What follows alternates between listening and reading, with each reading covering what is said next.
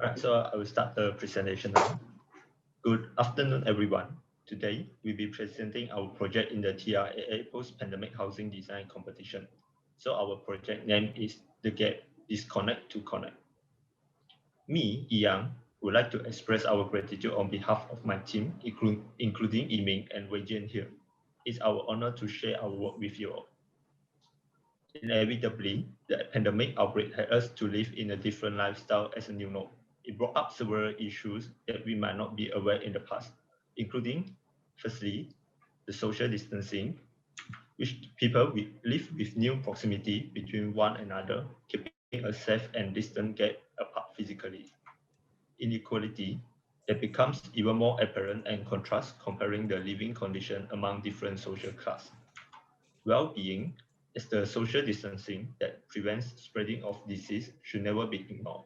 But the social connection in a high-dense urbanity is equally important to individual mental and social health, which is all about the holistic wellness. A shift in our daily lifestyle and working from home become the most familiar example in this situation. Besides, the accessibility, scarcity, and distribution of the resources should be concerned as well. And a limited social circle, which our social circle is forced to scale down. And it is when a neighborhood becomes extremely important for common reciprocity. Despite how the pandemic outbreak has impacted our life drastically, it certainly offers us a critical moment to rethink our living environment, which it eventually relates to the housing paradigm, or which we call them home, that we spend most of our time amidst this difficult period. Throughout these few decades, we can see a drastic shift in demands and priority in owning a personal living quarter. All this resulted in a paradigm shift for the contemporary housing model, where more and more high-rises could be seen throughout the current urban skyline. This compact way of living with 100 different households inside a single plot of land is often a raised issue related to the lack of personal outdoor spaces and private communal areas. All this concern further becoming more prevalent during this pandemic period. Standard operating procedure during this pandemic period, such as work from home and social distancing, further put emphasis towards each living standard, a place that we call home. Indeed, the social distancing that prevents spreading of disease should never be ignored, but the social connection in a high-dense urbanity is equally important to individual mental health.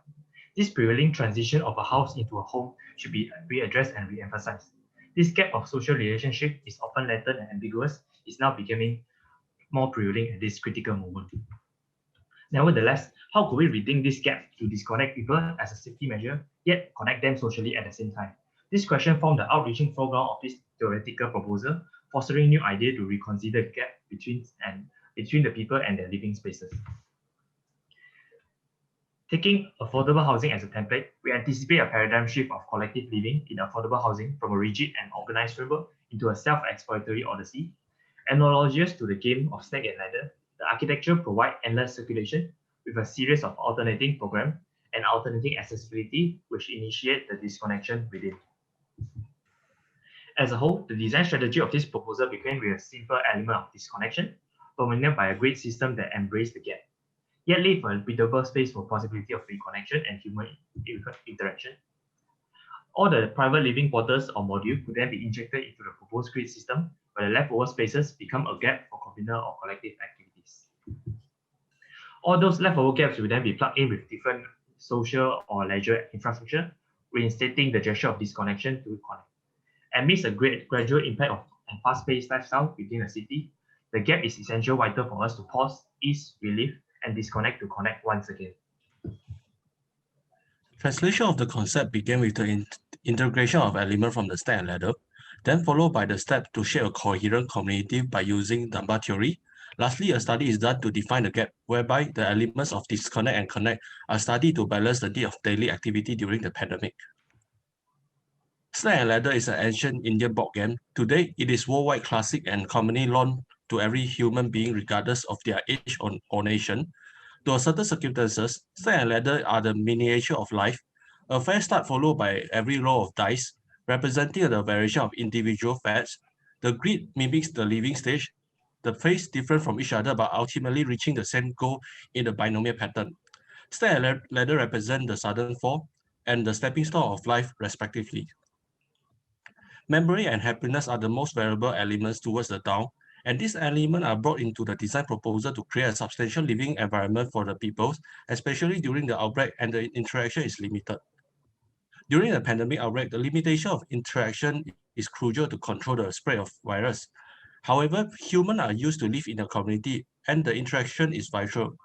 With this, Dunbar theory is used to model a new living community with an effective interaction number and ensure the safetiness within the tower. Sufficient number in a tower formulates a tribe that is self-contained during the pandemic outbreak without losing the neighboring interaction. The proposed tower consists of 5 floors, and each of the floor house can house up to 25 people without compromising their communal living space. Instead of going higher, the proposal keeps the maximum floor of 5 stories, eliminating the cost of building lifts and deep foundation to revive the communal living space and between the units. There's no doubt house means more than a shelter for human. During the outbreak, the house becomes the shelter place where people spend most of their time from the living, leisure to works. There's a basic model from this variation, whereby the 3 primary zones are dedicated for each design: outdoor communal space, inner casual living area, and also the private living space. This diagram illustrates the translation of the concept to the actual practice. The ground floor are more for leisure. Meanwhile, the mezzanine floor utilize the 5-meter floor to floor height for private living. Then the variation expand to suit different needs for various group of people. During the pandemic, the house need the imagination to intervene the flexibility from size, function, and cost. The disconnection here refers to the unit which is based on the stack and ladder grids, creating a fundamental massing variation. And this variation for the units are able to accommodate the needs from different group of people. Interaction between the people is a gift from nature. Instead of going random and uncontrolled, the proposal reimaged the tower by creating a new community during the outbreak. It utilized the gap between the units to reconnect the people. Instead of self-quarantine, the imagination of quarantine the entire tower from the external environment. Then the self-contained tower provides a communal space for the interaction until the pandemic is over. This diagram visualizes the multi-configuration idea of communal space to ensure the mental and physical health of the occupants. The gaps are not solely on the plan, but in volume. The communal living space is once again struck in this proposal. We believe in communal living space enhance the neighboring interaction, ultimately lift the living quality and community health. Ratio of public space is proposed for the community of interest, architecturally to connect the people both physically and visually. This diagram integrates all the early design elements to formulate the concept of every floor is a ground floor plan. The proposal ensures the balance between the communal and private living space during and after the pandemic outbreak. And this gap between the massing enhances the natural ventilation, which is vitally crucial during the pandemic outbreak. The occupant mental health and physical health is crucial and struck in the proposal. We believe that every gap is a communal space for the resident to ensure their healthiness during the quarantine. Indirect circulation induces the chance of communication and interaction. With every little bit of intervention, the gap tends to keep the community to spend a little bit more time in the public space. Penny layout will be many. By creating such collective living environment, the design offers various paths or options. This has choreographed an exciting journey that constantly unfolds different experiences to home. They are domestic yet full of wonder, filled with the traces of lives, yet refreshing bits of every moment. In an example, Akid and family would travel through a playscape with his kids, meeting with Miss Yap and daughter, then exchanging books with Kimwa's family before heading home. These choices shall bring an unexpected meaningful encounter or safety proximity in different conditions. It brought different living at intersections as a whole community, gradually shape and cultivate a communal stewardship. Upon the speculation of a community as they come in a full cycle under the same roof, the design remains privacy domains as all the housing should. They come as a series of modules and providing them a space of secure, especially during the special circumstances like the pandemic outbreak, the other disconnection. Yet, we go a little further from the generic template of housing by introducing these gaps. They become the channel of reconnection to reinstate the significance of social reconnection as the fundamentals of human beings. The architecture becomes an embodiment of the renaissance between disconnection and connection. In the following slide, we will address a few concerns raised by our jury panels previously. First and foremost, the first question is concerning about the climate and context of the proposal. In our opinion, we imagine this proposal is designed in a modular variation that responds to different climates and contexts. As the pandemic outbreak happens globally, the feasibility and flexibility of the proposal allow it to accommodate for various conditions. The elements such as the facade, the roofs, and the material can be a thorough study in the future.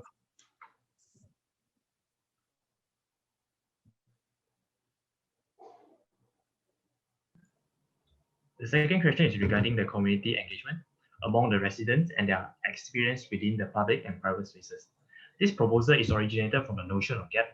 This gap manifests a physical and social disconnection, like a wall, but at the same time, it serves as an aperture that engages the community.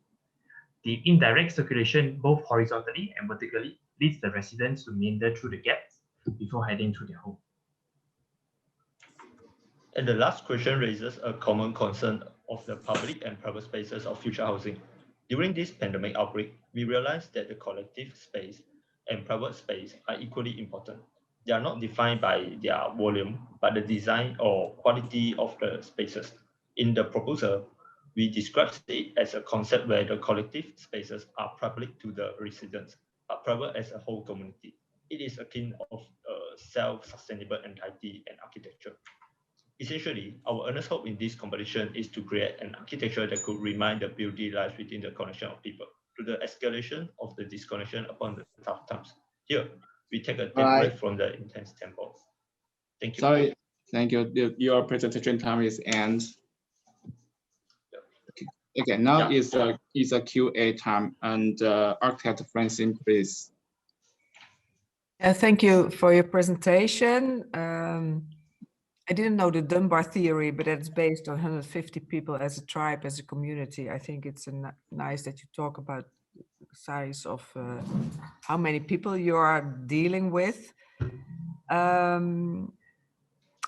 Because you answered to me that we were asking, how do you consider climate and context? Because if I did look at your proposal, I felt it's very much for a tropical country, tropical climate, because the space in between for ventilation and daylight and for instance, in my own country would be very much problematic.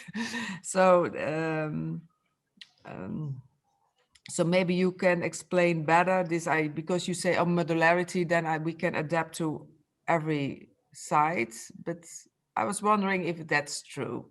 So maybe you can explain that question, the first question, better. Okay, and I was wondering, and the other question is because we also learned from the pandemic that public space, outdoor space is extremely important.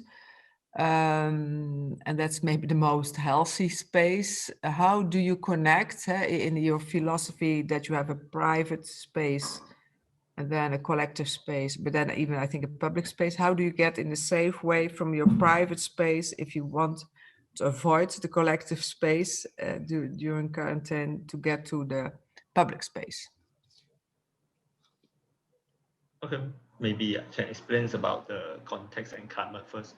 Because in our design, as you can see, maybe this visualization can show much of it. It's like they are modular to fit in different plans of floor.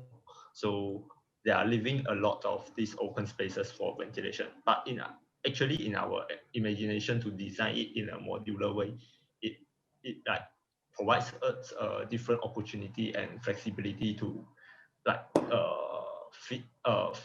fix with different facade and different enclosure to change among this module. But this module itself like somehow can still adapt to the idea of gaps and this kind of public spaces between the private spaces. So I believe the climate, this model that we investigated out of it is try to adapt in different situations, so that we come out this kind of modular design.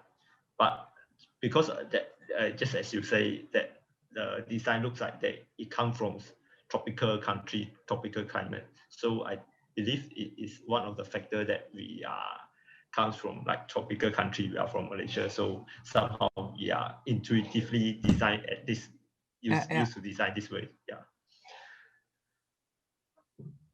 Okay, thank you. I hope it answers the question. So the How you connect, and how you connect to the public's outdoor space. Maybe Ming can reply to the second question. Personally, we feel the connection between the indoor and outdoor spaces. We felt that we led to reinstate the idea where the collective spaces are public for the residents, but private as a whole community itself. Where this statement strengthened the sense that the segregation of this Dunbar theory allows us to allocate certain people in this housing cluster model, where inside this certain amount of religious people, they share a common outdoor private for their community spaces rather than sharing them with their other housing cluster. So somehow the idea of limiting them towards this Dunbar theory and also forming this housing model itself further strengthen the idea of not spreading throughout the disease through other number of people, but at the same time maintaining them as a simple entity and cluster, fostering the maximizing the idea of connection, but at the same time limiting their disease transportation as well.